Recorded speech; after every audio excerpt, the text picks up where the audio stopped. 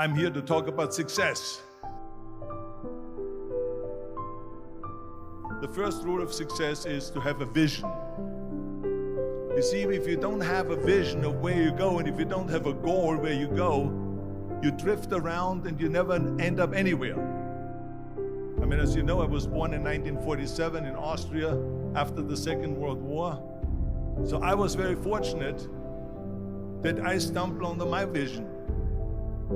And I didn't really like Austria when I grew up. I couldn't wait to get out of there. I couldn't see myself becoming a farmer or a worker in a factory or anything like that. Even though my parents wanted me to stay there and have a normal life. But that was their vision, not mine. My vision was totally different. I felt that I was born for something special, for something unique, for something big. And then one day I went to school. I remember I was 11 years old. And they showed a documentary about America. And there they showed in this documentary the huge skyscrapers, the high-rises, the huge bridges, the 6-lane freeways, and all of this stuff. And I said to myself, that's where I want to be. I don't want to be around here with these little farmhouses and these little buildings. I want to be in America. One day after school, I walked by a store in Graz. So I went inside and I looked around, and then I saw a magazine. I saw a bodybuilding magazine that had Reg Park on the cover. Reg Park was then a 3-time Mr. Universe. And I saw him on the big screen as Hercules. I read that and I said to myself, wow, this is the blueprint for my life. This is exactly what I want to do. I want to become a bodybuilding champion just like Reg Park. I want to get into movies just like Reg Park. And I want to make millions of dollars and be rich and famous just like Reg Park. Do you know how great it felt that I knew where I was going? Imagine the majority of people don't know where they're going. I knew where I was going, that I'm going to become this bodybuilding champion just like him. So it was just a question of how do you do it? I was so relieved because when you have a goal, when you have a vision, everything becomes easy. So people always ask me, when they saw me in the gym in the pumping iron days, they said, why is it that you're working out so hard? 5 hours a day, 6 hours a day, and you have always a smile on your face. And I told people all the time, I said, because to me, I'm shooting for a goal. In front of me is the Mr. Universe title. So every rep that I do gets me closer to accomplishing that goal, to make this goal, this vision turn into reality. Every single set that I do, every repetition, every weight that I lift will get me a step closer to turn this goal into reality. So I couldn't wait to do another 500-pound squat. I couldn't wait to do another 500-pound bench press. I couldn't wait to do another 2,000 reps of sit-ups. I couldn't wait for the next exercise. At the age of 20, I went to London and I won the Mr. Universe contest as the youngest Mr. Universe ever. And it was because I had a goal.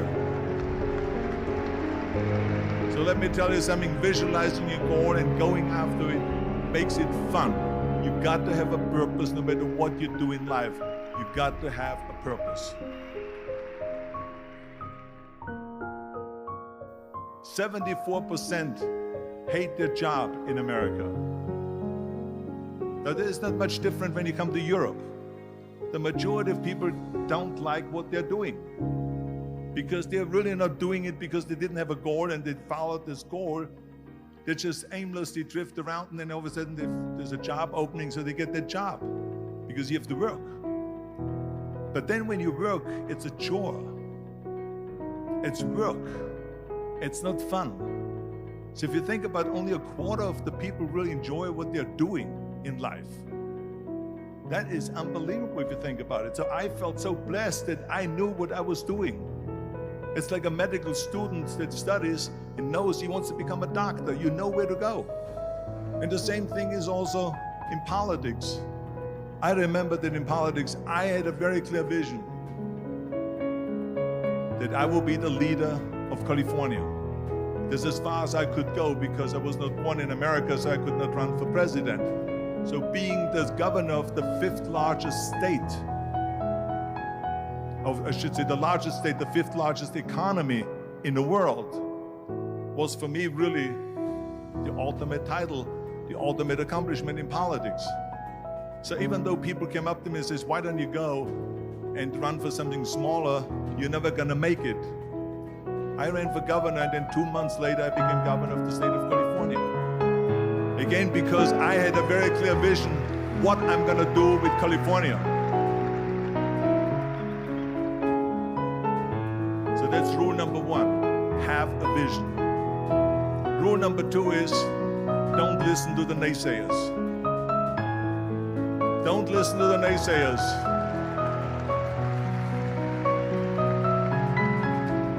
Everything I ever did, the thing that I heard out of people's mouth was, that's impossible. That can't be done. Or no. That is exactly what I heard, and of course I proved to the people that it can't be done.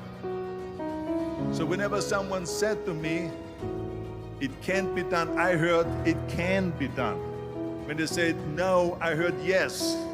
And when they said it's impossible, I heard it is possible. I'm a strong believer of what Nelson Mandela said, that everything is always impossible until someone does it. Well, I'm gonna be the one that said to myself, I'm gonna do it and I'm gonna show it to them. Maybe it has never been done before. That's perfectly fine with me. But I'm gonna do it. And I did not listen to the naysayers. It's all about the hard work that you put in. I said to myself, in bodybuilding I worked out 5-6 hours a day. I'm gonna do the same thing now for acting.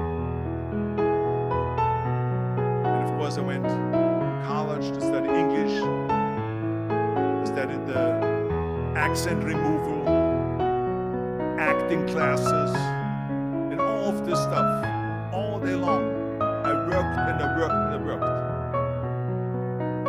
And within a short period of time, I made one movie called Hercules in New York, which of course went right into the toilet. But it didn't discourage me. I still had the same vision. And then all of a sudden I did Streets of San Francisco. I did Stay Hungry and Pumping Iron and The Villain. And then all of a sudden I was asked by Dino De Laurentiis and by Universal Studio to star in Conan the Barbarian. And after I did Conan the Barbarian, the director at the press conference said to the press, the director was John Milius, he said to the press, if we wouldn't have had Arnold, we would have had to build one. So think about that. The very body that they said can never be sold because the time is wrong. A few years later, I'm doing Conan the Barbarian, and it was the #1 hit at the box office when it came out in the summer of '82. Think about that. And the director says, if we wouldn't have had his body, we would have had to build one. So all of a sudden, my body became an asset, not a liability. And the same thing was with Terminator. After we were finished filming Terminator, Jim Cameron said to the press, if Arnold wouldn't have had that accent and talked like a machine, I think the movie wouldn't have worked. So think about that. The body and the accent that they attacked was an asset. But I didn't listen to those losers. I didn't listen to them at all. It's just the reality of it is that you cannot listen to the naysayers. So it's a very important lesson for all of you. So when someone says, no, this is a stupid idea, you in your mind, you don't have to say it, but in your mind just say this of you asshole. What do you know?